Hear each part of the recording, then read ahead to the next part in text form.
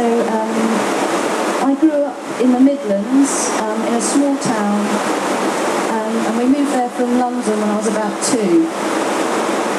And in those days, it was quite a wild place, with woods and spinneys and ponds and streams and seemingly endless fields. My father would take my sister and I on these long walks across the countryside, over fences and through streams. So we'd be trailing far behind and he'd be up ahead, not really wanting to engage with us, apart from to occasionally mention that little girls should be seen but not heard. But I remember experiencing such quiet joy because the beauty of the world was all around us. I remember once my father happened to come back and look for me and virtually happened to drag me away from the sight of the sunset reflected in a pool of water. To me, it was a mirror skin of light, and it inspired in me feelings of near religious devotion. So I read and wrote a lot of poetry as a child, and one day when I was about 9, I picked up a book called The Ring of Words. And on the cover it said, "Bright is the ring of words when the right man rings them." And when you opened it, inside there was a kind of line drawing of a sort of shining land, and these lines by Wordsworth: "The earth and every common sight to me did seem apparelled in celestial light." And these words spoke to my heart so deeply, it was like finding a mirror for my soul. So what is the celestial light? Carl Jung said that the longing for light is the longing for consciousness.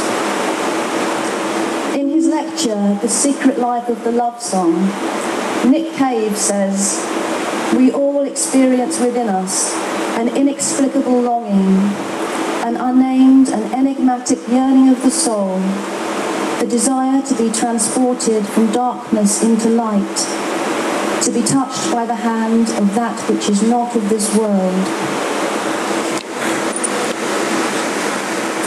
So we long for the celestial light, but it's hard to experience the celestial light directly.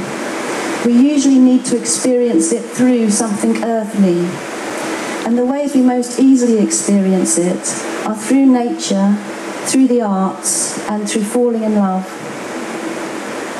So Rumi says, "The beloved is all, the lover just a veil. Yet the light of the beloved is only revealed to us through the veil. As above, so below. The earth and the celestial light are not separate. And yet there is an immortality that we intuit, this inexplicable longing. And so it makes me think of the bodhicitta, of something which somehow exists outside of the 5 skandhas, something not of this world.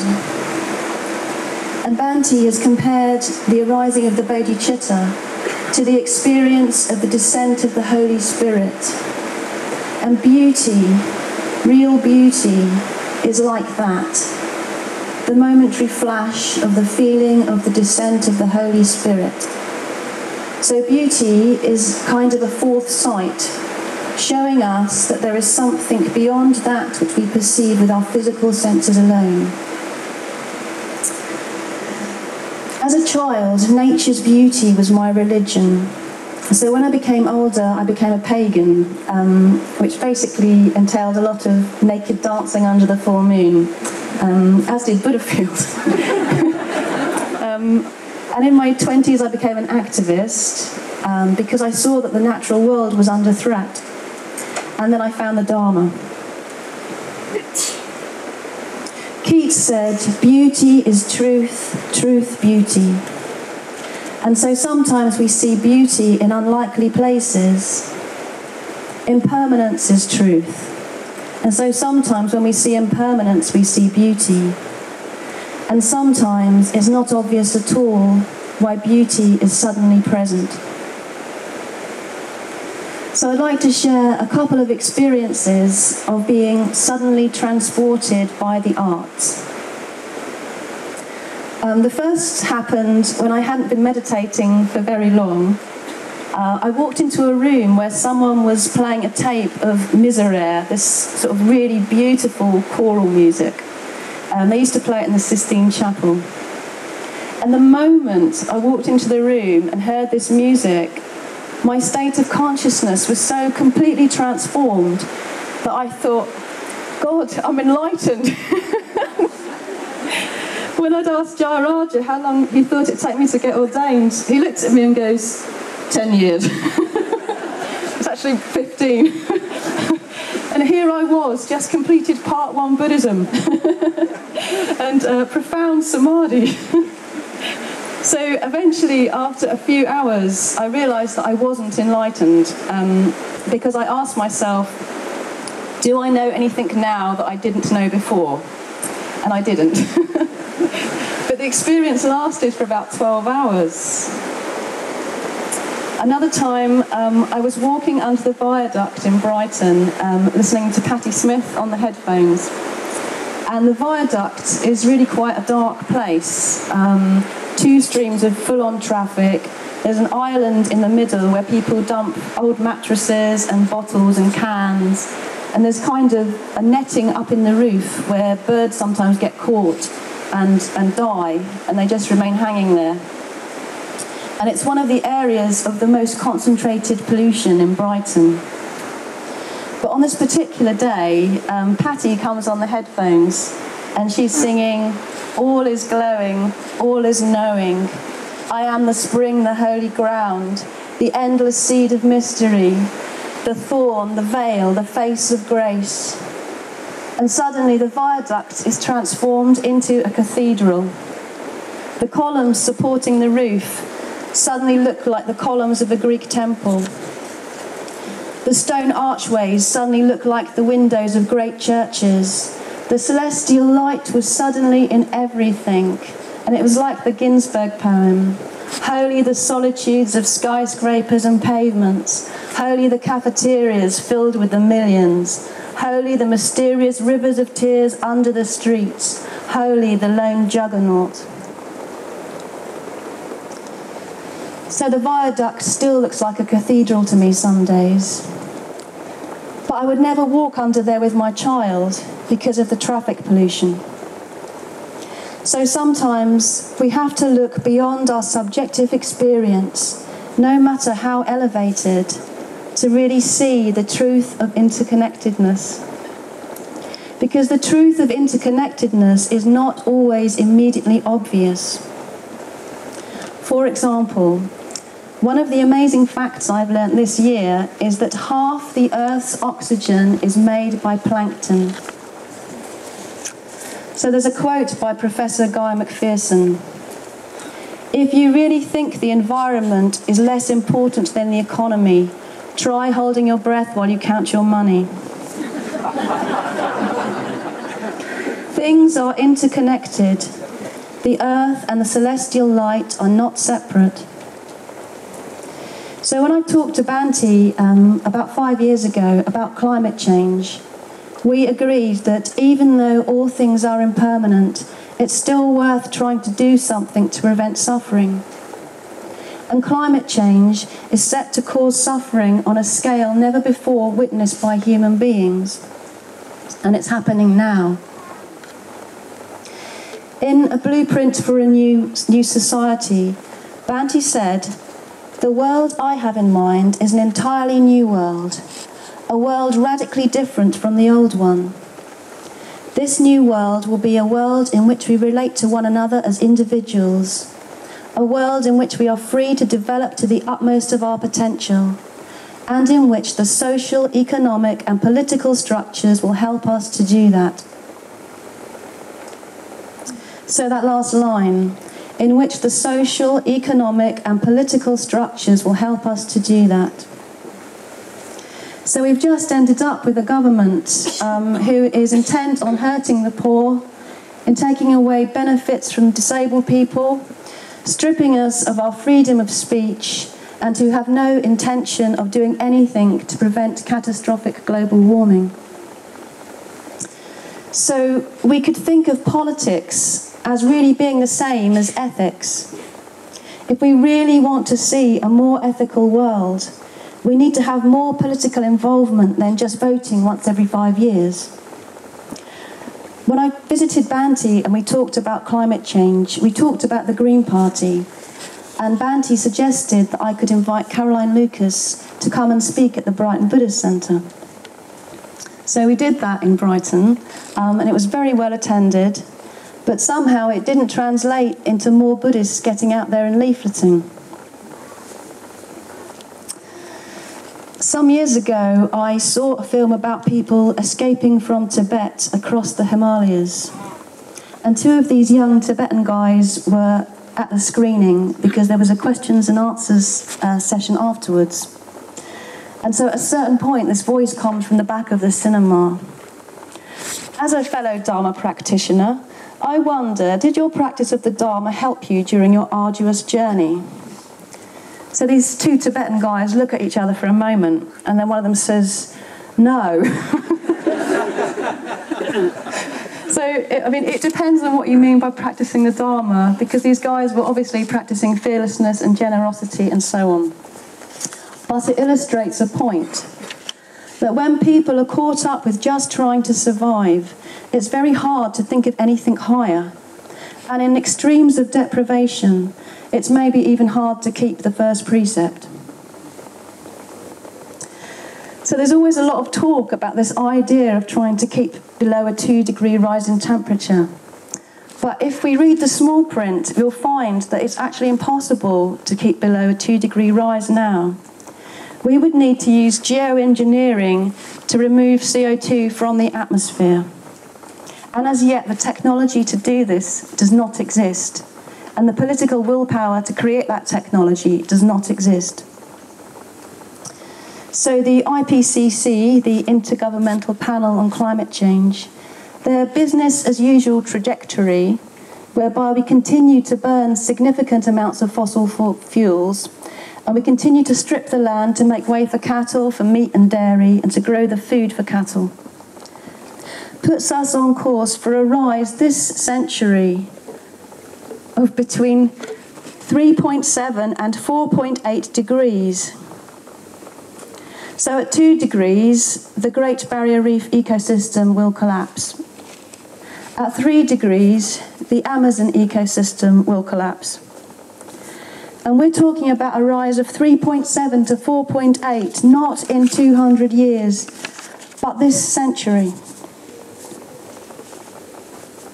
Even without a dramatic temperature change, we're now experiencing what is being called the 6th mass extinction. So even groups like the World Wildlife Fund are now talking in terms of the 6th mass extinction. We're destroying habitat and polluting oceans at such a rate that we're set to experience the collapse of all our major ecosystems this century. We're destroying the topsoil at such a rate that we have between 60 and 100 harvests left before it's all gone. So we need to change the way in which we live. We need to learn to live more sustainably. So I emailed Banti a year or so ago saying, Banti, I need help trying to spread the climate change message because I need to be able to influence the people that can make changes. And Asperger emailed me back saying, Banti sends you his blessing, and he suggests you might also read his poem, An Apology, out loud every day. So I've been doing that for about 14 months now. I think I've only forgotten 4 times. So I'd like to read that for you now.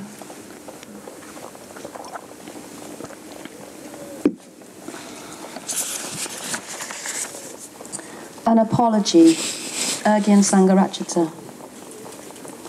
We live in the age of apologies. Here is an apology that is much more meaningful than many being made today. Mankind owes a profound apology to the birds for polluting the air through which they fly, to the ape and the tiger for having destroyed the forests in which they live, to the deer and the bison for ruthlessly hunting them almost to extinction, to the rivers and streams for poisoning them with chemicals, to the earth itself for greedily pillaging its riches of silver and gold, to the oceans for slaughtering the greatest of her children, the whale, for scientific purposes, to the mountain peaks for defiling their virgin snows with our trash, to the moon for rudely invading her sacred space, to the stars for obscuring their brightness with the smoke of our cities, to the sun for not gratefully acknowledging our dependence on his bounty, to the truly great men and women of the past for not honouring their memory as we should, and for not walking in their footsteps. I'm a mother, and like all children, my child will say things to me like, when I grow up, I want to be this. Or when I grow up, I want to do that.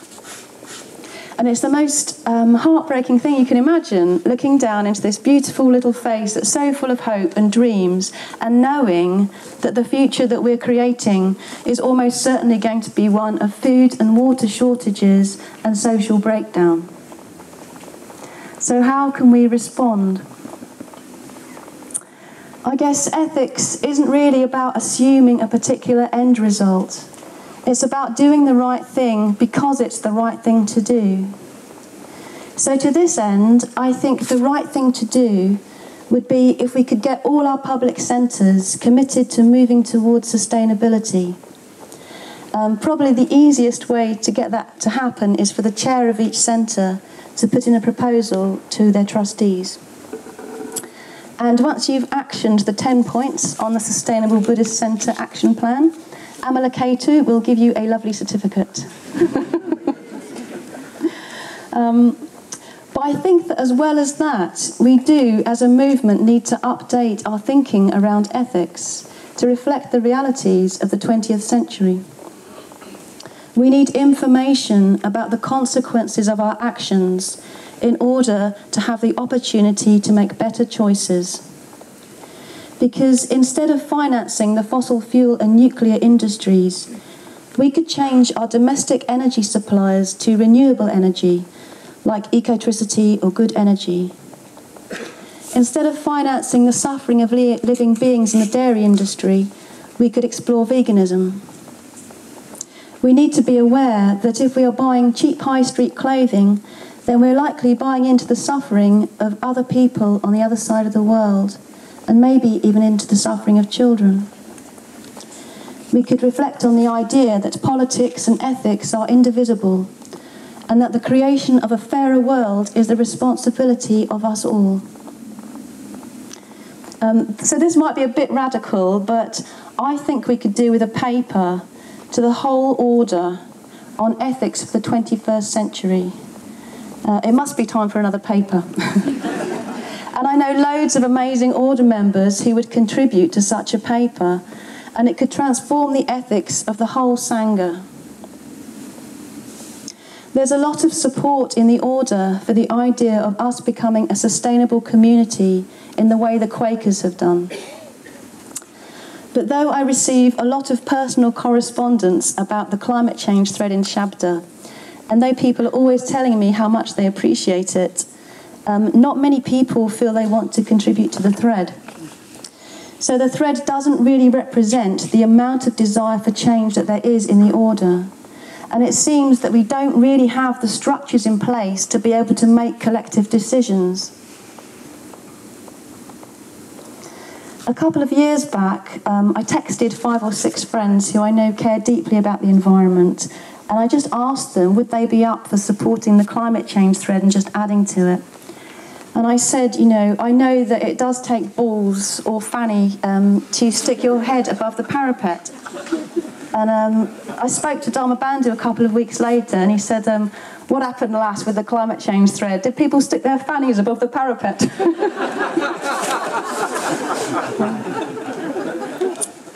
One other possibly radical suggestion I wonder if we could change a line in the Sevenfold Puja.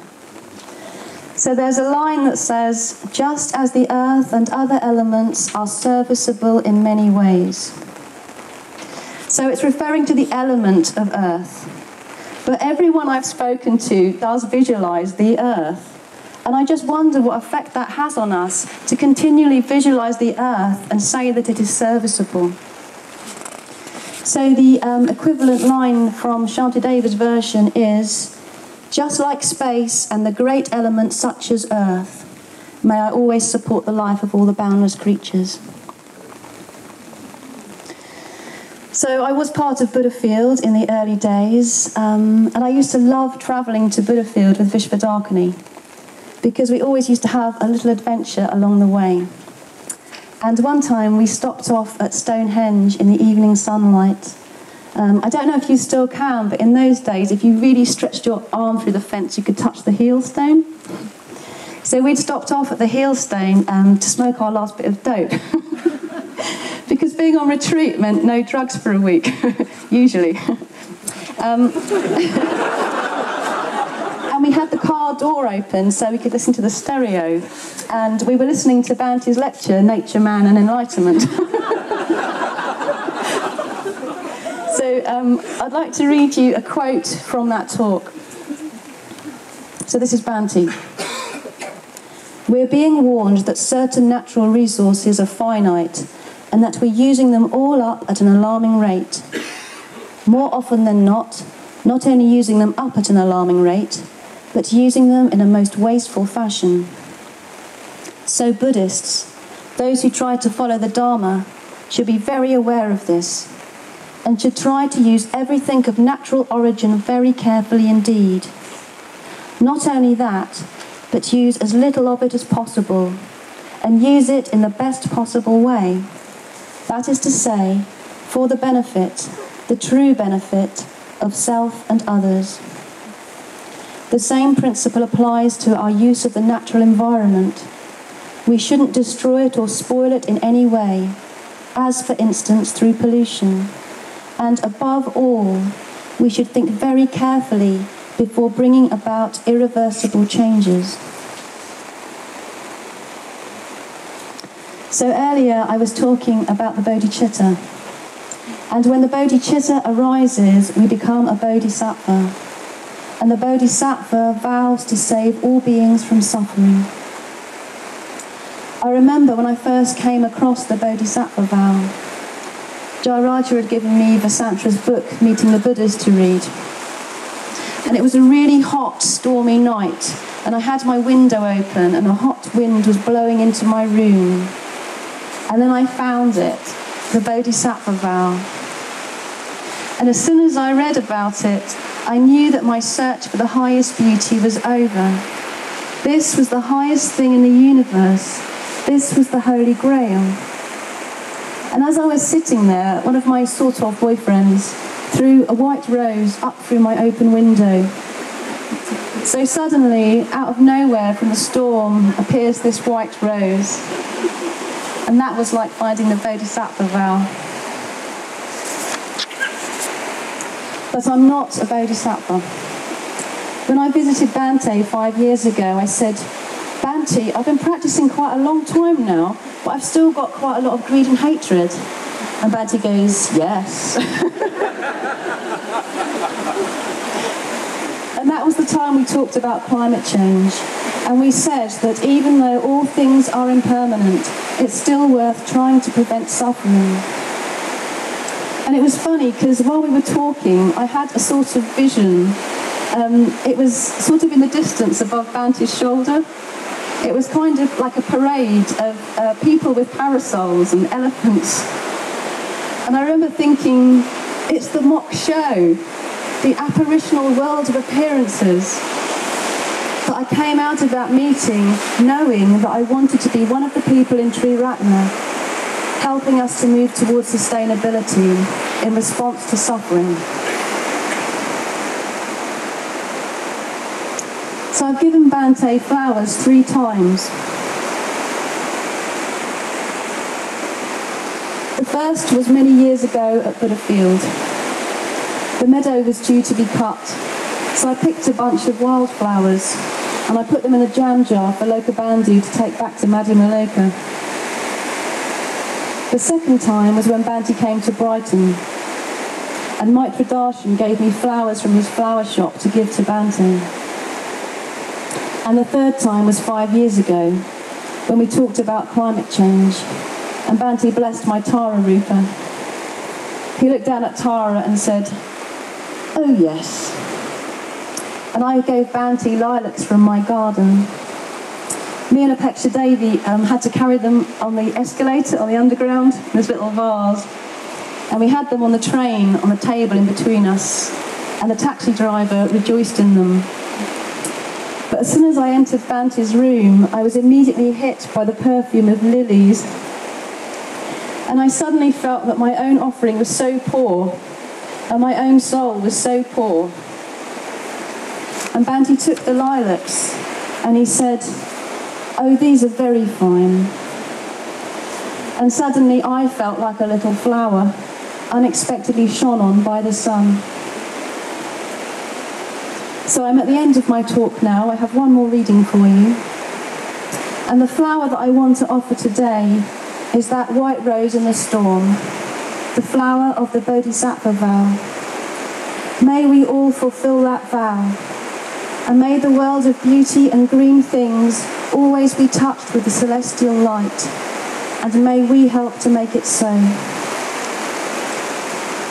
So my reading is from The Thread of Gold, written by Arthur Benson in 1907, and the reading is called The Flower. I have made friends with a new flower. It lives in my mind, a perfect and complete memory of brightness and beauty, and, as I have said, a friend. It was in a steep sea cove that I saw it. The plant had light brown branches, which were now all starred with the greenest tufts imaginable. But the flower itself, on many of the bushes it was not yet fully out, and showed only in an abundance of small lilac balls carefully folded. But just below me, a cluster had found the sun and air too sweet to resist, and had opened to the light. The flower was a delicate veined purple, a 5-pointed star with a soft golden heart. All the open blossoms stared at me with a tranquil gaze, knowing I would not hurt them. And I forgot all my busy schemes and hopes and aims, the tiny part I play in the world, with so much petty energy, such anxious responsibility. My purple-starred flower approved of my acquiescence, smiling trustfully upon me. Here, it seemed to say, I bloom and brighten, spring after spring. No one regards me, no one cares for me, no one praises my beauty, no one sorrows when these leaves grow pale, when I fall from my stem, when my dry stalks whisper together in the winter wind. But to you, because you have seen and loved me, I whisper my secret. Thank you.